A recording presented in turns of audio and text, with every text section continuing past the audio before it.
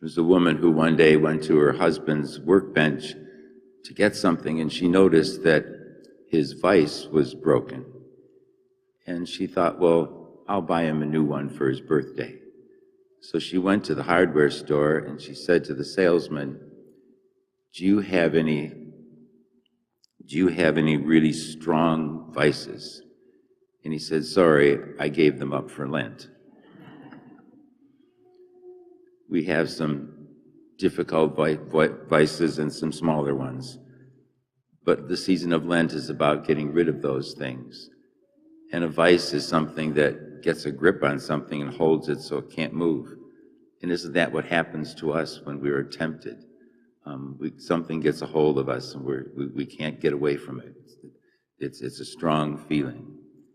And the scriptures today, the first reading about Adam and Eve, the creation of our first parents and of the first sin, and then the temptations of Jesus in the desert. It's thought by scientists that modern human beings came into existence 200,000 years ago. And the reading from the book of Genesis was written 3,000 years ago. So it's not likely that there was anybody there taking notes and giving this an historical perspective. What we learn from the book of Genesis is that God created all things, and that God has the authority to tell us what we should do or should not do, what we could have or what we could not have.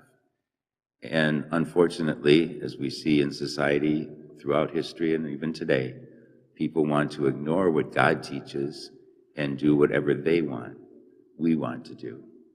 And of course, we see more and more that people disregard what is right and wrong or sinful or not sinful and make up their own interpretation of that.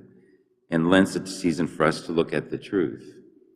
When we are tempted, and if we fall into a sin, at the moment it might give us some pleasure, but it never lasts. It never lasts. And in fact, it causes other problems. And we, especially with our conscience, if we have a right conscience, it will bother us. I remember many years ago, my youngest brother is 19 years younger than I am. And I was home from the seminary. He was in the first grade. And he asked me, why weren't first graders allowed to go to confession? And I said, well, why? Did you do something that you think you need to confess? And he said, well, I broke the cookie jar. I said, oh, well, was it an accident? And he said, yeah, it was an accident. I didn't do it on purpose. I said, well, then why do you think it was a sin? And he said, because Mom told me not to eat the cookies. And I thought there was a first grader who understood what sin was. He was disobedient to his mom, and the consequence was something he didn't expect, especially in breaking the cookie jar. But those cookies were probably homemade, because I don't remember my mother ever buying a cookie. She made the most delicious cookies in the world. And so the cookie jar was probably filled with her homemade cookies. And he would have been very tempted, needing one of those. And so you can see how it's a simple example, but that's what happens to us. Things appear, we want them, but we have to remember that Jesus, what God tells us, and be obedient. In Adam and Eve gave in to the temptation, and of course they lost their sanctifying grace, and their relationship with God was broken. And it was a great thing because it was the fall of mankind, and we suffer from that today. But at the same time, the good news is that Jesus came into the world to redeem us and save us from sin. And the temptations in the desert are certainly very strong for Jesus. They're not the kind that we would experience necessarily, but the devil is tempting him as the Son of God and wants to see what he'll do.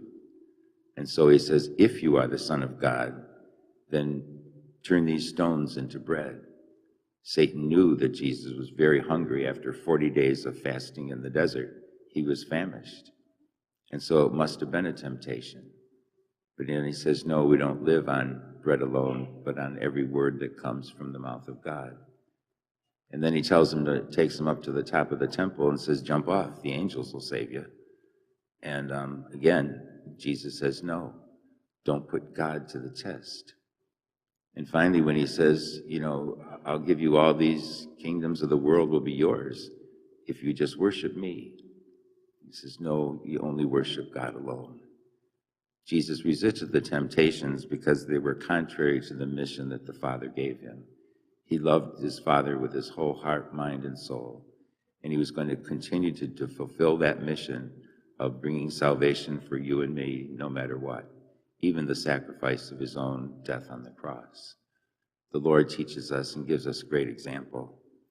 Our temptations may not be as difficult as his, but we can see now that Jesus understands when we are tempted and what we go through. And when we give in, he would understand that, how that could happen. And he's always there ready to forgive us and help us to move forward. So as we continue with the season of Lent, we try to look at ourselves and see what are the things that kind of we clutch onto that we need to get rid of. And if we can start eliminating the vices, then we can grow in our virtues and in our love for Christ. So during this Eucharist today, he feeds us with his body and blood to give us strength on the journey. And let us think of that as we receive Holy Communion and take him home with us. And remember that, Lord, just give me this sense that when I'm tempted, I'll think of you and I'll try to honor you.